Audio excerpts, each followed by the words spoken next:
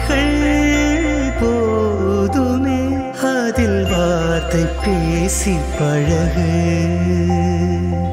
Hello, என் பேரு நேஹாரிகா ராஜகோபாலன். நானும் என் sister கிருத்திகாவும் தேசத்வனி அப்படின்னு ஒரு mental wellness awareness initiative run பண்றோம். ஸ்ட்ரெஸ்ஸும் டிப்ரெஷனும் எப்படி ப்ரிவெண்ட் பண்றது, டெய்லி லைஃப்ல என்ன பண்ணா அது ப்ரிவெண்ட் ஆகுன்றத பத்தி அவேர்னஸ் கிரியேட் பண்றோம். நம்ம ஒரு சீரீஸ் ஆஃப் வீடியோஸ் பண்ணிட்டு இருக்கோம் on usual issues that crop up in marriage. அதை எப்படி ப்ரிவெண்ட் பண்றதுன்றத நம்ம டிஸ்கஸ் பண்ணிட்டு இருக்கோம். முதல் 2 எபிசோட் வந்து ஃபைனான்ஸ் பத்தியும் ஃபுட்டு பத்தியும் பேசியிருந்தோம். இந்த எபிசோடு வந்து கம்யூனிகேஷன் பத்தி. கம்யூனிகேஷன், ஒரு மேரேஜ்ல வந்து கம்யூனிகேஷன் பொறுத்த வரைக்கும் 2 டைப்ஸ் ஆஃப் இஷ்யூ வருது. ஒன்று, ரொம்ப பேசுறதுனால ப்ராப்ளம் வருது, இல்லை சுத்தமாக பேசாம அப்படியே இருந்ததுனாலையும் ப்ராப்ளம் வருது. இதெல்லாம் நம்ம எப்படி ஹேண்டில் பண்றது, ஒருத்தர்கிட்ட எப்படி பேசிக்கிறது, எப்படி கம்யூனிகேட் பண்ணிக்கிறதுன்றது பத்தி தான் இந்த வீடியோ. ஃபர்ஸ்ட் விஷயம் வந்து கம்யூனிகேஷனை பொறுத்த வரைக்கும் அந்த கல்யாணம் வெட்டிங்ன்ற ப்ராசஸ் நடக்கச்சு வந்து நிறைய கம்யூனிகேஷன் கேப் இருக்கும். இது ஏன்னா ஒரு கல்யாணம் 2 ஃபேமிலி இன்வால்வ்டுன்றச்ச அந்த ப்ராசஸ்ல எவ்வளோ பாலிடிக்ஸ் நடக்கும்னு நம்ம எல்லாருக்குமே தெரியும். இன்னொரு விஷயம் என்னன்னா, பாய் ஃபேமிலிலையும் சரி கேர்ள் ஃபேமிலிலையும் சரி கல்யாணம்ன்றது பெரிய சேஞ்ச். ஸோ 2 சைட்லையுமே வந்து அவ பையன் எப்படி இருக்க போறா, அவ பொண்ணு எப்படி இருக்க போறா அப்படின்ற ஆங்ஸைட்டி நிறையவே இருக்கும். அந்த கன்சர்ன்ல என்ன ஆகும், இன்னொரு சைடு ஃபேமிலியோ அந்த பையனோ இல்லை இன்னொரு சைடு ஃபேமிலி அந்த பொண்ணோ எது நடந்திருந்தாலும் வந்து ஒருத்தர் ஃபேமிலியில வந்து அதை பத்தி பெரிய டிஸ்கஷன் ஆயிடும். டிஸ்கஷன் ஆகி ஒருவேளை இந்த பையன் இந்த மாதிரி டைப்பா இருப்பானோ, ஒருவேளை அந்த பொண்ணு வந்து இந்த மாதிரி டைப்பா இருப்பாளோன்னு நிறைய கமெண்ட் வந்து நம்ம அம்மா அப்பா மட்டும் இல்லை, நம்மளை சுற்றி இருக்கிற ரிலேட்டிவ்ஸ் எல்லாம் அந்த வெட்டிங் ப்ராசஸ்ல நிறைய கமெண்ட் அடிப்பாங்க. ரொம்ப முக்கியமான விஷயம் என்னன்னா, இதனால வந்து அந்த ஃபியான்சேஸ் இல்லை ஹஸ்பண்ட் அண்ட் ஒய்ஃப் நடுவில் எந்த டிஃபரன்ஸ் ஆஃப் ஒப்பீனியனும் வந்துடக்கூடாது. இந்த மாதிரி சுற்றி இருக்கிறவங்க பேசுறதுனால அந்த பார்வையில் நம்மளோட பார்ட்னரை நம்ம பார்க்கவே கூடாது. அதில் வந்து நிறைய பிரச்சனை வரத்துக்கு வாய்ப்பு இருக்கு. இன்னொரு விஷயம் என்னன்னா, கல்யாண ப்ராசஸ்ல boys side and girls side ஃபேமிலியே 2 பேருமே உட்காந்து ரொம்ப கிளியரா யாரு எதுக்கு ஸ்பெண்ட் பண்றோம் அப்படின்றத டிசிஷன் எடுக்கணும். ஸோ இதுல வந்து கிளாரிட்டி இல்லைன்னா இதுலயும் நிறைய பிரச்சனை வரும். இதை ஏன் சொல்றேன்னா, யார் வந்து பொறுப்பேற்றுக்கிட்டு ஃபைனான்சியல் ரெஸ்பான்சிபிலிட்டி எடுத்துட்டு ஒரு ஃபங்க்ஷனை பண்றாங்களோ அவங்க தான் வந்து அவங்க விஷ் படி அவங்களோட கெப்பாசிட்டி படி தான் அந்த ஃபங்க்ஷன் போகும். நான் ஒரு எக்ஸாம்பிள் சொல்றேன். சப்போஸ் ஒரு எக்ஸாம்பிளுக்கு பொண்ணு சைட்ல வந்து கல்யாணத்தை பண்றேன், பையன் சைட்ல ரிசப்ஷனை பண்றேன் அப்படின்னு டெசிஷன் எடுத்திருக்காங்கன்னா, பொண்ணு சைட்ல கல்யாணம் பண்றச்ச பையன் சைட்ல வந்து அவங்களோட பேசி நம்பர் ஆஃப் கெஸ்ட்ஸை லிமிட் பண்ணிக்கணும். பேசிக்காமையே வந்து தெரிஞ்சவங்க எல்லாரையுமே வந்து வர வச்சு பொண்ணு சைடை ஓவர்லோட் பண்ணாங்கன்னா அவங்களால அந்த எக்ஸ்பென்ஸை ஹேண்டில் பண்ண முடியாது. அதே மாதிரி ரிசப்ஷனை பாய்ஸ் சைடு ஹேண்டில் பண்றாங்கன்னா, கேர்ள்ஸ் சைட்ல இவங்க பாட்டுக்கு 150 கெஸ்ட் டிசைட் பண்ணியிருக்கோம்னா சம்மந்தமே இல்லாம 300-400 கெஸ்ட்டை கூப்பிட்டுட்டாங்கன்னா இவங்களுக்கு அது ரொம்ப ப்ரெஷர் ஆயிடும். ஸோ இதுல என்ன ஆயிடும்னா, 2 சைட்லயுமே இதை கிளியரா பேசிக்கலன்னா பேரண்ட்ஸை டேக்ஸ் பண்றத பையனாலையும் பார்க்க முடியாது, பொண்ணாலையும் பார்க்க முடியாது. அந்த மாதிரி ஒரு சூழ்நிலையில கல்யாணம் பண்ணிக்கிறதுக்கு முன்னாடியே ஒருத்தர் மேல இருக்கிற மரியாதை போயிடும். இதை கிளியரா நம்ம வந்து பேசிட்டு 2 ஃபேமிலியும் டிஸ்கஸ் பண்ணிக்கலன்னா கல்யாணத்துக்கு முன்னாடியே அந்த ரிலேஷன்ஷிப்ல ஒரு விரிசல் வந்துடும். ஸோ டெஃபினட்டா வந்து this is the responsibility of families. என்ன மாதிரி லெவல்ல கல்யாணம் பண்ணோம், எவ்வளோ ஸ்பெண்ட் பண்ணோம், யார் எதுக்கு ஸ்பெண்ட் பண்றா, எதுல லிமிட் பண்ணோம் அப்படின்னா 2 பேரும் சேர்ந்து டிஸ்கஸ் பண்றது ரொம்ப இம்பார்ட்டன்ட். நெக்ஸ்ட் ரொம்ப முக்கியமான பாயிண்ட் வந்து the link between our words and actions. நம்ம பேசுறதுக்கும் நம்ம பண்றதுக்கும் ஒரு லிங்க் இருக்கணும் எப்பவுமே. 2 பேரை பொறுத்த வரைக்கும் both husband and wife கண்டிப்பா நம்ம வந்து we have to be very careful. வாயால பந்தல் போட்டுறக்கூடாது. ஏற்கனவே சொன்ன மாதிரி கல்யாணம் ஆன புதுசுல ஒருத்தர்கிட்ட நிறைய ப்ராமிசஸ் பண்ணணும்னு தோணும், நிறைய கமிட் பண்ணிக்கணும்னு தோணும். அந்த மாதிரி டைம்ல வந்து நம்ம ஓவரா ஃபால்ஸ் ப்ராமிஸ் பண்ணிட்டோம், அதுக்கப்புறம் அதை நம்மளால இம்ப்ளிமெண்ட் பண்ண முடியலன்னா அங்க வந்து சண்டை வந்துடும். நான் மலையே பரட்டிட்டு வரேன், இது பண்றேன் அது பண்றேன்னு அந்த டைம்ல ப்ராமிஸ் பண்ணாம இருக்கிறது ரொம்ப முக்கியம். ஏன்னா வேர்ட்ஸுக்கும் ஆக்ஷன்ஸுக்கும் சம்மந்தம் இருக்கணும். இம்ப்ரெஸ் பண்றதுக்காக நம்ம எதையுமே பேசக்கூடாது. நம்மளால என்ன முடியுமோ அதை முதல்ல நம்ம கிளியரா காமிச்சிக்கணும்.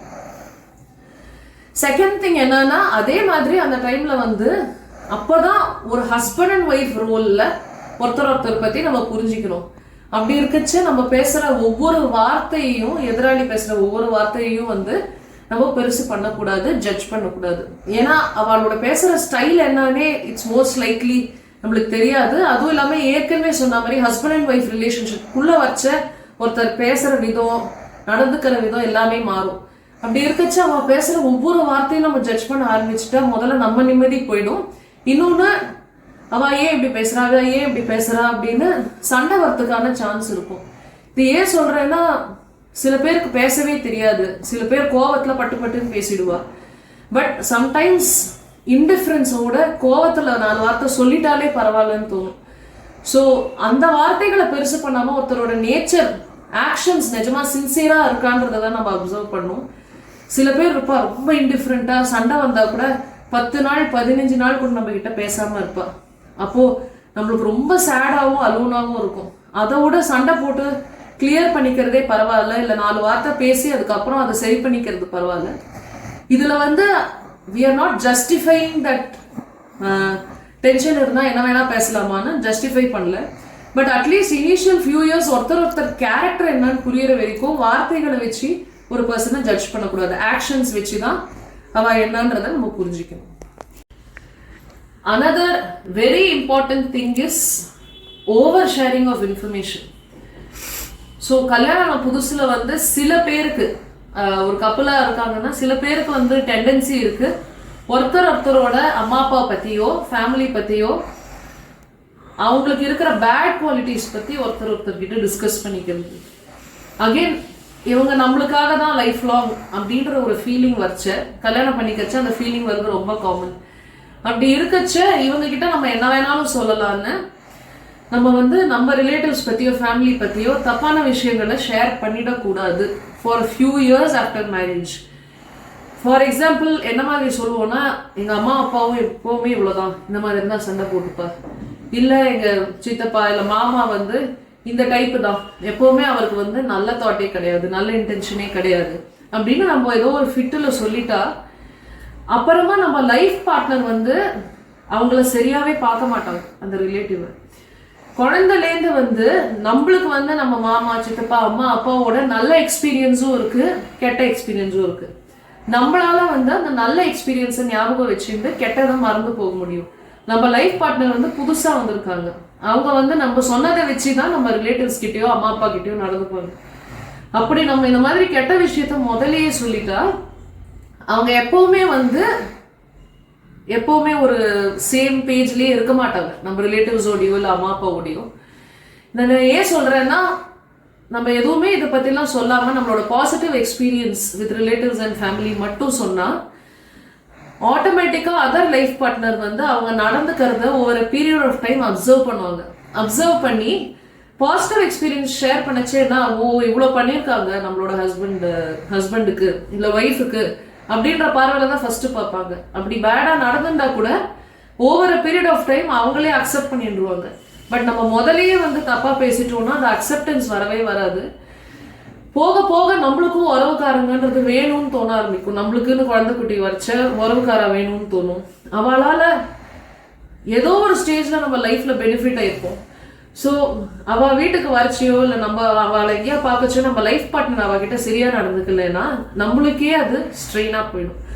ஸோ இதுவும் ரொம்ப முக்கியம் கல்யாணத்துல வந்து சண்டை வராம இருக்கிறதுக்கு. நம்ம பாட்டுக்கு ஒருத்தரை பத்தி நல்லா வம்பு பேசிட்டோம், அதுக்கப்புறம் அவகிட்ட நம்ம ஒய்ஃபோ ஹஸ்பண்டோ சரியா நடந்துக்கலன்னா நம்ம அப்புறமா அதை சண்டையா ஆக்கிடக்கூடாது. So this is another very important thing. Over sharing பண்ணவே கூடாது இந்த இனிஷியல் இயர்ஸ் ஆஃப் மேரேஜ். ஒரு பக்கம் வந்து ஓவர் ஷேரிங்ன்றது ப்ராப்ளம்னா, இன்னொரு பக்கம் சுத்தமா கம்யூனிகேஷனே இல்லாம வாய மூடின்னு இருக்கிறதுன்றது இன்னொரு ப்ராப்ளம். சில பேரோட நேச்சரே வந்து அவளுக்கு கான்ட்ரவர்சி பிடிக்காது, சண்டைனாலே பிடிக்காது. அதனால எல்லாத்துக்குமே வந்து வாய மூடின்னு போயிடுவாங்க. பேச வேண்டிய இடத்துல கூட பேச மாட்டாங்க. சில இடத்துல வந்து சில ரிலேஷன்ஷிப் வந்து ஸ்ட்ரெயினா இருக்கு, ஹஸ்பண்டுக்கோ அவ சிஸ்டருக்கோ ஹஸ்பண்டுக்கோ அவ பிரதருக்கோ ஸ்ட்ரெயினா இருக்கு அப்படின்னா சில இடத்துல நம்ம பிரிட்ஜ் பண்ண வேண்டியிருக்கும். இல்ல ஒய்ஃபுக்கோ அவ அம்மா அப்பாவுக்கும் ஏதாவது டிஸ்அக்ரிமெண்ட்னா ஹஸ்பண்ட் பிரிட்ஜ் பண்ண வேண்டியிருக்கும். அந்த மாதிரி இடத்துல கூட பேசாம எனக்கு எதுவும் வேண்டாம், எனக்கு கான்ட்ரவர்சி வேண்டாம், சண்டை வேண்டாம்னு இருந்தா ஓவர் பீரியட் ஆஃப் டைம் என்ன ஆயிடும், யார் வந்து பேசாம இருக்காளோ அவளோட ஃபீலிங்ஸ் எல்லாம் டோட்டலா பாட்டில் போயிடும். ஒண்ணு அது வந்து ரொம்ப அவளை டிப்ரெஸ்ட் ஆக்கிடும். இல்ல another thing that could happen is அந்த எல்லாருமே ஹியூமன் பீயிங்ஸ் தான். ஸோ ரொம்ப நாள் வந்து அந்த நிமிஷமே அதை வந்து சார்ட் அவுட் பண்ணாம ஹோல்டு பண்ணதுனால ஆட்டோமேட்டிக்கா நம்ம வந்து பழி வாங்குறதுன்னு நான் சொல்லல, ஆட்டோமேட்டிக்கா அதனோட ரிசென்ட்மெண்ட்டை நம்ம எல்லா விஷயத்துலயும் காட்ட ஆரம்பிச்சிடும். ஸோ அதுவும் நல்லது இல்லை. I think all of you must have seen இருகப்பற்றுன்னு ஒரு மூவி வந்திருந்தது. அதுல வந்து there is a central character, ஒரு சைக்காலஜிஸ்ட். அவங்க வந்து சண்டையே வந்துடக்கூடாது தன்னோட ஹஸ்பண்டோடன்றத பத்தி ரொம்ப பர்டிகுலரா இருப்பாங்க. அதனால கான்ட்ரவர்சியே வேண்டான்னு எல்லாத்துக்குமே சரி சரி அப்படின்னு பொறுத்துன்னு போயிடுவாங்க. சம்டைம்ஸ் அவங்களுக்கு வந்து ஹஸ்பண்ட் வேற யாராவது லேடி கிட்ட பேசிச்சு ரொம்ப பொசிசிவா இருக்கும், இல்ல ஹஸ்பண்ட் லேட்டா வச்ச ஏன் இப்படி பண்ற அப்படின்னு கேட்கணும்னு தோணும். எல்லாத்தையுமே பாட்டில் அப் பண்ணிப்பாங்க. அதனாலேயே வந்து அவங்க நடுவில் இஷ்யூ வந்துடும். அந்த மாதிரி lack of communication also doesn't help. பேச வேண்டிய இடத்துல பேசணும். அது பண்ணணும்னா ரெண்டு பேருக்கு நடுவுலையும் ஒரு எக்ஸ்டென்ட் ஆஃப் ஃப்ரீ கம்யூனிகேஷன் இருக்கணும். ஒருத்தர் கிட்ட நம்ம எது சொன்னாலும் பரவாயில்ல அப்படின்ற ஃப்ரீடம் இருக்கணும்.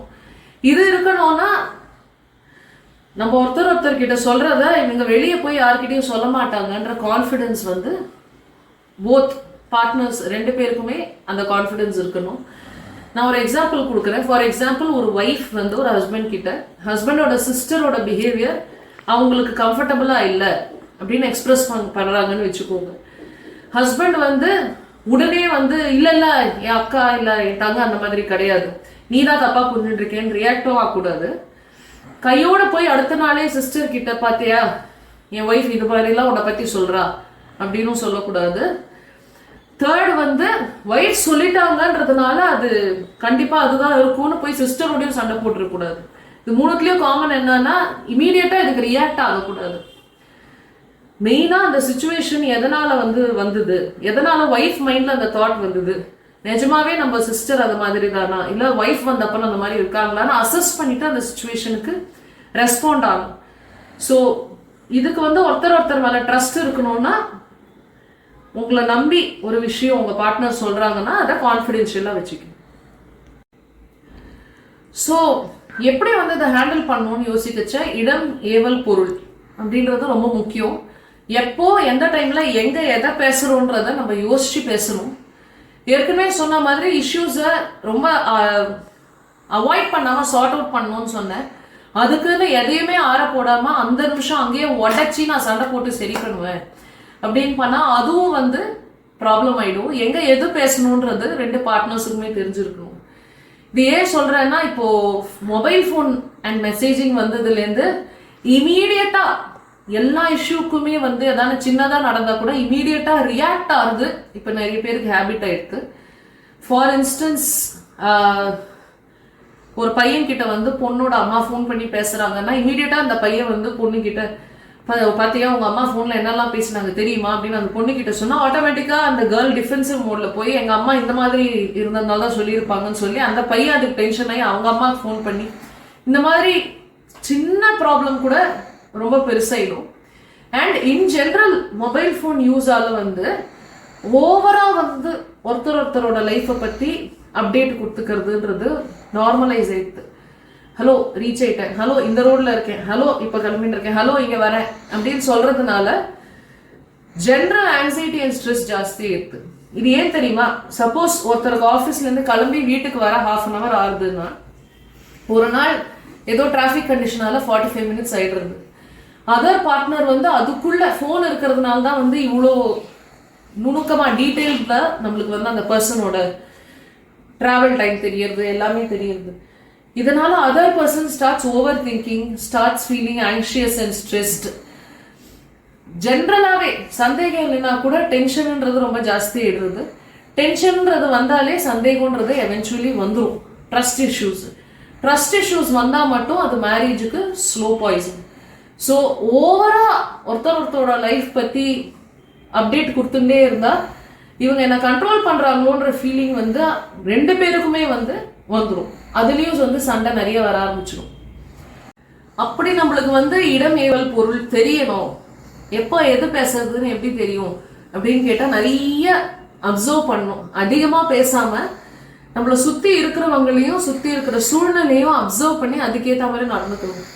பட் அகைன் ஏற்கனவே சொன்ன மாதிரி மொபைல் ஃபோன், ரீல்ஸ், டிவி, இப்பெல்லாம் டியூவல் ஸ்கிரீன் வந்துருக்கான். டிவி பார்த்துட்டு இருக்கச்சே மொபைல நோண்டுறது, மொபைல் நோண்டுறச்சு டிவி பார்க்கறதுன்னு அப்படி பண்ணிட்டு இருந்தா சுத்தி இருக்கிறத கவனிக்கிறதுக்கு நம்மளுக்கு எப்படி டைம் இருக்கும்? பிஹேவியரல் பேட்டர்ன்ஸே ஸ்டடி பண்ண முடியாது. அப்படி பண்ணாதான் எப்போ எது பேசினா யாரும் ஹர்ட் ஆக மாட்டாங்கன்னு நம்மளுக்கு தெரியும். நம்ம ஃபோனே பார்த்துட்டு இருந்தா திடீர்னு நம்மளுக்கு ஒரு ப்ராப்ளம் வருது அப்படின்னா நம்ம அந்த நிமிஷம் வந்து ஒருத்தருக்கு இதை எடுத்துக்க முடியுமா இல்லையான்னு கூட தெரியாம we could say hurtful things. So observe பண்ணி பேசணுன்றது ரொம்ப முக்கியமான விஷயம். ஸோ எதுக்காக வந்து நான் இமீடியட்டாக சண்டை போடக்கூடாது, எதுக்கு ஆற போடணும் அப்படின்னு பார்த்தா, சில விஷயம்லாம் வந்து நம்மளே காத்தால வந்து சில விஷயங்களை பற்றி ரொம்ப பிடிவாதமாக நினச்சிட்டு இருப்போம். சாயங்காலமே வந்து நம்மளுக்கு வேற ஏதாவது தெரிய வந்ததுன்னா நம்ம மனசே நம்ம மாற்றிக்கிறோம். அப்படி இருக்கச்ச நம்மளுக்கே வந்து ஒரு பீரியட் ஆஃப் டைம் நம்மளோட ஒப்பீனியன், வேல்யூஸ், பிரின்சிபல்ஸ் எல்லாம் நம்ம எக்ஸ்பீரியன்ஸஸ்க்கு ஏற்ற மாதிரி மாறுறது. அப்படி இருக்கச்சு இன்னொரு ஃபேமிலியிலேருந்து வந்தவங்க எப்படி நம்மளோட எப்பவுமே அக்ரிமெண்ட்ல இருப்பாங்க. ஸோ அந்த நிமிஷம் வந்து சம்டைம்ஸ் நம்ம பேசச்சோ ஒருத்தர் வந்து இம்பல்சிவா ரியாக்ட் ஆயிடுவாங்க, இல்லை வேற யாரு கூடயும் ஃபோன்ல பேசிட்டும் வச்சிருந்ததுனால அந்த இம்பாக்டை நம்மளோட பேசச்ச காட்டுவாங்க. இல்லை அன்னைக்கு வந்து ஒர்க்ல வந்து ரொம்ப பேட் டேயா இருந்திருக்கும், அதனால கொஞ்சம் டென்ஷனா பேசுவாங்க. எல்லாமே வந்து நம்மளாலதான், நம்மளுக்கு ரிலேட்டட் தான் நம்ம யோசிக்க கூடாது. நான் வந்து ஒருத்தர் வந்து அவங்க டென்ஷன்லாம் நம்ம மேல இறக்குறது கரெக்டுன்னு சொல்ல, but in some instances that happens. ரொம்ப டென்ஷனா இருந்தா அப்படிதான் நம்ம மேலதான் காட்ட முடியும்னு காட்டுவாங்க. அதெல்லாம் நம்ம பெருசு பண்ணா ரொம்ப பெரிய பிரச்சனை ஆயிடும். ஸோ எதை ஆற போடணும், எதை வந்து அந்த நிமிஷமே சார்ட் அவுட் பண்ணணுன்றது நம்ம அப்சர்வ் பண்ணி தெரிஞ்சுக்கணும். ரொம்ப முக்கியமான விஷயம் என்னன்னா, இப்போ WhatsApp communication has become the norm. அதுதான் நார்மல்ன்ற மாதிரி எடுத்து. பட் நம்ம வந்து எமோஷனலாவோ இல்லை கோவமாவோ இருக்கச்ச பேசுகிற வார்த்தைகளை வாட்ஸ்அப்பில் அனுப்பிச்சா மட்டும் they can be even used as evidence in courts of law. சட்ட ரீதியாக வந்து அதை எவிடன்ஸாக யூஸ் பண்ணி நம்ம மேலே திருப்ப முடியும் வாட்ஸ்அப் கம்யூனிகேஷன். இன்னொரு விஷயம் என்னன்னா, அது வாட்ஸ்அப்ல இருந்ததுன்னு வச்சுக்கோங்க, நம்ம கோவத்துல சொன்ன வார்த்தைகள், எமோஷனலா இருக்கச்சு அந்த பேசின வார்த்தைகள்லாம் இருந்தா மறுபடியும் அதை பார்ட்னர் வந்து பேக் போய் படிக்கிறதுக்கு சான்ஸ் இருக்கு. அதை படிச்சு மறுபடியும் ஒர்க் அப் பண்ணிட்டு சண்டை ஜாஸ்தி ஆகும். அனதர் திங் இஸ், வாட்ஸ்அப் பொறுத்த வரைக்கும் நம்ம வாயால ஒருத்தர் கண்ணை பார்த்து சொல்ல வர விஷயத்த வந்து வாட்ஸ்அப்ல கம்யூனிகேட் பண்ணா அது சரியா கம்யூனிகேட் ஆகாது. ஸோ அதனாலேயும் வந்து பிரச்சனை பெருசாகிறதுக்கு வாய்ப்பு இருக்கு. தேர்ட் திங் இஸ், ஏற்கனவே சொன்ன மாதிரி கண்ணை பார்த்து பேசச்சு நம்ம சில விஷயங்கள் சொல்றதுக்கு தயங்குவோம். பட் அதே விஷயத்த மெசேஜ்ல பட்டுன்னு அனுப்பிச்சிடுவோம். ஸோ அதனாலேயே வாட்ஸ்அப்ல ஓவரா பர்சனல் இன்ஃபர்மேஷன் ஒரு 2 பர்சனல் போட்டோஸ் ஷேர் பண்றத அவாய்ட் பண்ணணும். இப்போ ஜென்ரலா நம்ம லைஃப்ல பார்த்தோம்னா எத்தனையோ பேரை வந்து நம்ம பொறுத்துன்னு போறோம். அம்மா அப்பா நம்மளுக்கு இவ்வளோ பண்ணியிருக்கா, அதனால நம்ம வந்து தப்பா நடந்திருந்தா கூட நம்ம பொறுத்துன்னு போறோம். செகண்ட், ஒர்க்ல போனா பாஸ் வந்து டோட்டலா டாக்ஸிக்கா பிஹேவ் பண்றாங்க, கண்ட்ரோல் பண்றாங்க. பட் வேற வழி இல்லை, சம்பளம் வேணும், ஃபைனான்சியல் பெனிஃபிட் அந்த ஜாபால இருக்குன்னு பொறுத்துன்னு போறோம். ரோட்ல போறோம், Ola driver, Uber driver, street vendors, auto drivers, இவா கிட்டலாம் நிறைய ரூட் பிஹேவியர் எக்ஸ்பீரியன்ஸ் பண்றோம்.